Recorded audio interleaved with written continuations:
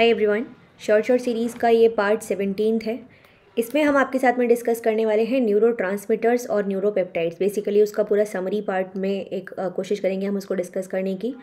Questions कुछ किस तरीके से आते हैं कि इनमें से कौन न्यूरोट्रांसमीटर नहीं है, या इनमें से कौन सा अमीनो एसिड के नाम दे दिए जाएंगे आपको या दूसरे कंपोनेंट्स के, और इनमें से 3-4 चीज़ें बता के आपको पूछा जाएगा कि इनमें से कौन एक न्यूरोट्रांसमीटर है या उसकी तरह बिहेव नहीं करता, या करता है तो उसका एग्जैक्टली किस तरीके से फंक्शन होता है, उस सब के बारे में इस वीडियो में हम बात करने वाले हैं। So let's begin. Section B C दोनों में ही आपको यहाँ से क्वेश्चंस मिल सकते हैं, बेसिकली 2 and 4 मार्कर्स। एंड ये series specifically CSI net exam के लिए बहुत ज़्यादा हेल्पफुल है। इसके अलावा जो भी एग्ज़ाम्स है DBT गेट, सब के लिए ये सीरीज़ बहुत हेल्पफुल है। Before starting I would like to say one thing कि अगर आपको ये वीडियोस पसंद आते हैं, अगर आपके लिए बेनिफिशियल यूज़फुल हैं, do not forget to like the video, share कीजिए अपने दोस्तों के साथ में।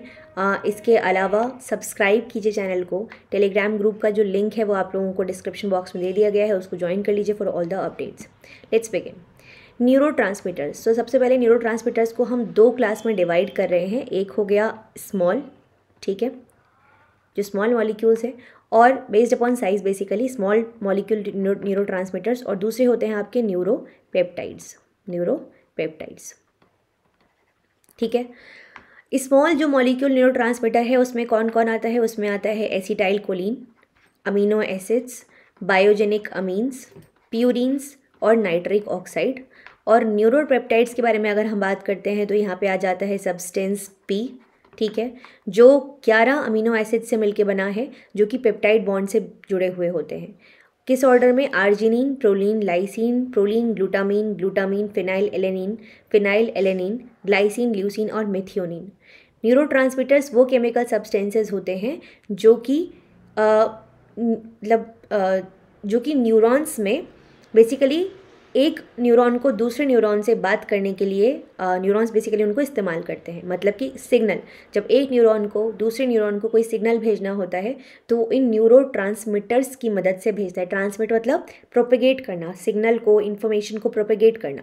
तो न्यूरोट्रांसमीटर्स वो केमिकल सब्सटेंसेज हैं जो कि एक न्यूरॉन दूसरे न्यूरॉन से बात करने के लिए इस्तेमाल करता है, बेसिकली फ़ोन या कोई भी किसी प्रकार का सिग्नल, ठीक है। अगर मैं स्मॉल मॉलिक्यूल न्यूरोट्रांसमीटर्स के बारे में बात करती हूँ तो जैसे कि मैंने सबसे पहले आपको बताया एसिटाइल कोलिन एक सबसे इम्पॉर्टेंट न्यूरोट्रांसमीटर है। अब इसके रिसेप्टर्स के बारे में भी बात होती है, तो नेक्स्ट वीडियो जो होगा वो आपको एसिटाइल कोलिन के जो रिसेप्टर्स वाला पार्ट है उस पर मिल जाएगा। 2 प्रकार का सिनेरियो देखने के लिए मिलता है, दोनों के बारे में हम डिटेल में डिस्कस कर लेंगे अगले वीडियो में। इसके अलावा नाइट्रिक ऑक्साइड होता है। इसके अलावा आप देखेंगे यहाँ पे 3 अमीनो एसिड मिलते हैं मोस्ट इंपॉर्टेंट, जो कि हैं ग्लूटेमेट, एस्पार्टेट और gamma amino butyric acid. Extremely important question आया है यहाँ से, ध्यान से देखिएगा इनको और ध्यान से नाम याद रखिएगा। Glutamate, aspartate, gamma amino butyric acid, glutamate, aspartate, gamma amino butyric acid, ठीक है। फिर आते हैं बायोजेनिक अमीन्स। बायोजेनिक अमीन्स में कौन कौन आता है? नॉर एपिनेफ्रिन, डोपामीन और सेरोटोनिन। नॉर एपिनेफ्रिन ये दोनों भाई छोटे बड़े, फिर डोपामीन और सेरोटोनिन, ठीक है। फिर आते हैं प्यूरिन्स में बेसिकली एग्जाम्पल हो गया ATP, adenosine, adenine, ribose phosphate group से जो कि मिलके बना है, ठीक है। फिर हम चलते हैं न्यूरोपेप्टाइड्स की तरफ, जो कि इसका दूसरा पार्ट है न्यूरोट्रांसमीटर का। यहाँ पे काफ़ी सारी चीज़ें आपको देखने के लिए मिलेंगी, तो एक एक करके इनके बारे में बात करते हैं। सबसे पहला नाम है सब्सटेंस पी का, क्वेश्चन आ चुका है इससे भी। सब्सटेंस पी कहाँ मिलता है? ये सेंसरी न्यूरॉन्स में मिलता है, स्पाइनल कॉर्ड पाथवे में मिलता है और ब्रेन के पार्ट्स में मिलता है, जो कि एसोसिएटेड है पेन के साथ में, ठीक है। इन्हेंस करता है परसेप्शन ऑफ पेन। तो substance P stands with pain, तो पी को आप पेन से याद रख सकते हैं, ठीक है। पी परसेप्शन ऑफ पेन के लिए रिस्पॉन्सिबल है। नेक्स्ट आता है एनकेफेलिन्स क्या करते हैं? ये पेन के इम्पल्स को इनहिबिट करते हैं। कैसे? सब्सटेंस पी को by suppressing release of substance P. मतलब कि बेसिकली क्या होगा कि अगर पेन की कोई स्टिमुलस है और उसको हमको इनहिबिट करना है, हम नहीं चाहते कि पेन की स्टिमुलस को रिसीव कर पाएँ हम, ठीक है, तो क्या होगा कि एनकेफेलिन्स जो है, एनकेफेलिन्स को हम इस्तेमाल करेंगे और वो सब्सटेंस पी के रिलीज़ को इनहिबिट कर देंगे। तो ये क्या कर रहे हैं? ये सब्सटेंस पी के रिलीज़ को इनहिबिट कर रहे हैं और उससे हमें पेन का सेंसेशन जो है वो ये हो जा रहा है।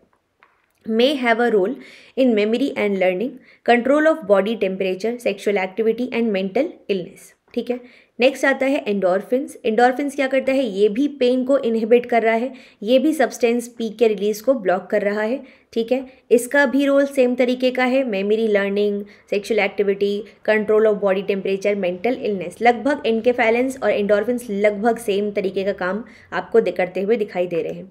डायनोर्फिन्स, डायनोर्फिन्स ये कंट्रोल करता है बेसिकली पेन को एंड रजिस्टरिंग इमोशंस, ठीक है। तो कंट्रोल करा है पेन को और इमोशन को रजिस्टर करने के लिए आप डायनोर्फिन्स का काम देखेंगे।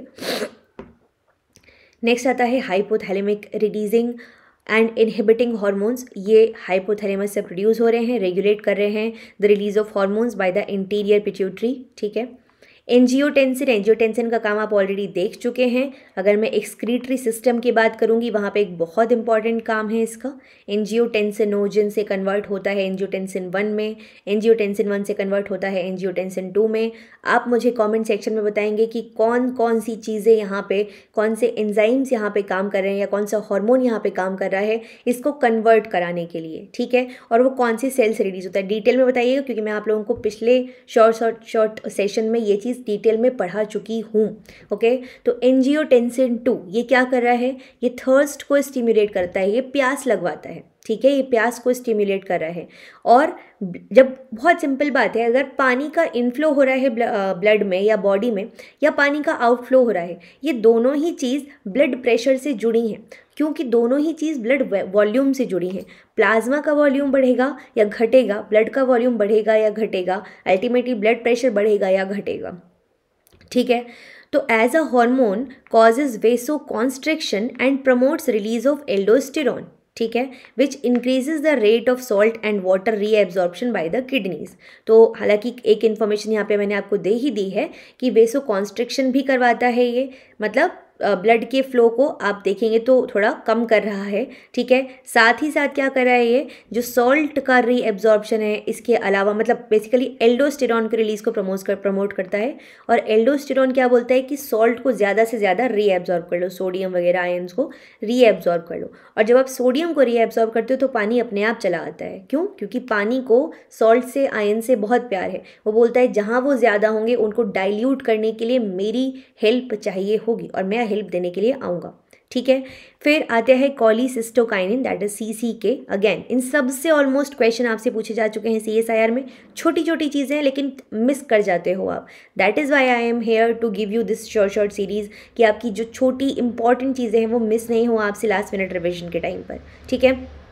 Cholecystokinin found in the brain and small intestine may regulate feeding as a stop eating। अच्छा, एक और बात, नेक्स्ट जो 2-3 वीडियोस है उसमें आपको बहुत इंपॉर्टेंट टॉपिक्स मिलने वाले हैं, जिसमें से कि एक टॉपिक है सेंसरी ऑर्गन्स। यहाँ से आजकल बहुत क्वेश्चन पूछता है CSIR, ये हम आपको देने की कोशिश करेंगे as soon as possible. Found in the brain and small intestine में regulate feeding as a stop eating signal, ठीक है। मतलब कि स्टॉप ईटिंग सिग्नल की तरह यहाँ पे चीज़ दे रहा है आपको, फाउंड मिल रहा है ब्रेन में, स्मॉल इंटेस्टाइन में। As a hormone regulates pancreatic enzyme secretion during digestion and contraction of smooth muscle in the gastrointestinal tract, ठीक है। तो ये क्या कर रहा है कि पैंक्रियाटिक एंजाइम्स जो हैं उनके सिक्रीशन को ये रेगुलेट करता है। साथ ही साथ जो स्मूथ मसल्स है गैस्ट्रोइंटेस्टाइनल ट्रैक्ट के, उनके कॉन्ट्रैक्शन को ये करवाने में हेल्प कर रहा है। तो कॉलीसिस्टोकाइनिन, तो क्या क्या सब्सटेंस हो गए, substance P pain, enkephalins endorphin substance P को इनहिबिट कर रहे हैं, डायनोर्फिन्स कंट्रोल कर रहा है पेन को, इसके अलावा इमोशन को रजिस्टर कर रहा है, hypothalamic releasing and inhibiting hormones hypothalamus produce कर रहा है, इंटीरियर पिट्यूटरी से रिलीज हो रहा है और उसको रेगुलेट कर रही हैं चीज़ों को, मतलब उसके वहाँ से रिलीज होने वाले हार्मोन्स को रेगुलेट कर रहा है। एंजियोटेंसिन 2 आपको पता है, कॉलीसिस्टोकाइनिन आपका स्टॉप ईटिंग सिग्नल को फीड कर रहा है, ठीक है, रेगुलेट कर रहा है उसको। तो ये हो गया आपका कंप्लीट न्यूरोट्रांसमीटर एंड न्यूरोपेप्टाइड्स। इसको 2-3 बार पढ़ लीजिएगा, चीज़ें आपके दिमाग में एकदम बैठ जाएंगी। आई होप ये सेशन आप लोगों के लिए बहुत हेल्पफुल हो। कोई डाउट है तो मुझसे कमेंट सेक्शन में या टेलीग्राम पे आप लोग पूछ सकते हैं। तब तक खूब मेहनत से पढ़ाई करो, अपने पापा मम्मी का नाम रोशन करो। Will see you in the next video, bye bye guys.